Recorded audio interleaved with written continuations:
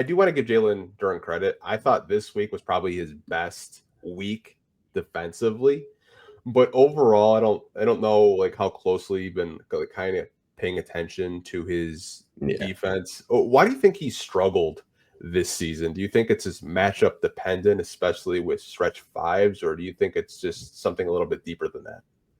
I think the first game that comes to mind is the Bulls game. I think that was also my first game here in Detroit, and he was in drop coverage probably more than he should have been the way Vucevic was shooting the ball. And post game, JB did say that some of their principles are for the bigs to stay as close to the paint as they can, but obviously that's situational when you have a guy who's rolling from three. So I think it kind of comes down to sometimes their principles, but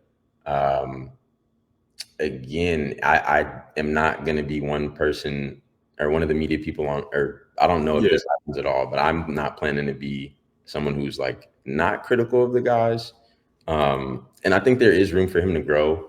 So this isn't an excuse per se, but with him being 21, playing a year at Memphis, like you mentioned, Monty was here last season. Now he has JB. There are things that he's still adjusting to and principles that he maybe didn't have with Monty that he now has with JB. And some of it is more of a field thing. So I'm sure fans are watching and you would say, okay, maybe the principle is to stay in the paint, but based on the feel for the game, you should be stepping out to the three. So there's just, I think, a bit of a learning curve for him, but he's shown flashes that he can be a solid defender down there. I think his issues usually come on the paint. I'm not away from the paint when he's on the perimeter and he has like slower feet a little bit trying to defend. But yeah, he's a work in progress. And I think eventually with more reps and more understanding of what JB wants, he will likely come around defensively. Yeah, I thought this week, the Toronto game, I thought he did a really good job of knowing that I'm not going to let Yoko Pirtle crash the glass. But that game, I don't know how many offensive rebounds Toronto had, but I know it had to be like over 20. Yeah. I thought he did a much better job of like checking, Pirtle. Miles Turner, I thought he did a pretty okay job of like his closeouts. I think this week have improved a lot versus the first, month of the season where he knows he's like, I got to close out on these 3-point shooters and not just let them take open threes. And I think overall, just as a team, that's one thing that I've noticed is they don't really run 3-point shooters off the line as much as I think they should. I know a lot of that, some of it's out of position, some of it's lack of communication at the end of the day. And, when you play as much back-to-backs as they do, and then you don't have your best player out there, it kind of just changes everything of the way you game plan. And I'm not making excuses, for Duren and the team, but I think that's like one weakness defensively that I've noticed with them. It's just they don't close out on 3-point shooters nearly aggressive enough, in my opinion. Yeah, and I think another thing too, like indirectly, it's not like Cade's fault by any means because he's trying to get healthy, but the way Duren is engaged offensively when Cade is playing, knowing that he can be a lob threat, Cade might come off a screen and lob him one up there.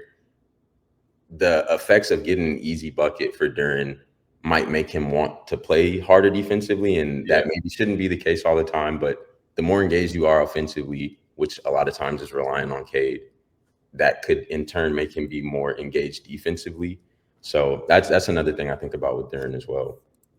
Yeah, I know some people had mentioned that are watching live on YouTube that Duren's not getting touches early. Mm-hmm. His body language isn't the same as like you mentioned, like Cade, looking to get him involved early, which maybe that's something that they need to do more often is try to get him early touches, get him going early because I mean, from the free throw line, you look at the numbers this year versus last year, like almost a 80% free throw shooter too. I don't even know what he's up to now, but um, I think last year it was just from my vantage point watching, they fed Duren a lot. And maybe this year JB still wants to feature Duren, but he also wants to feature, Tobias Harris, Cade, Jaden Ivey, a little bit more. And I think it's just an adjustment period for him to understand that like he'll still get his touches, but he also has to be in positions where he can still be effective and, not cost the team like, bad turnovers or just bad bad defensive possessions at the end of the day. And he has a capability of sometimes doing the grab and goes. He'll bring the ball up and initiate offense and get into DHOs. I know they want kind of. I would assume they want to keep that to a minimum, but occasionally it can work for him. Yeah, I mean, I'm still extremely high on him as a player. Like, I know a lot of Pistons fans when he got drafted, they were calling him Dwight Howard, which I was like, yo, yeah, lofty expectations for sure. Physique wise, I see it, you guys, but like, yeah, we got pump the brakes a little bit here. That's funny.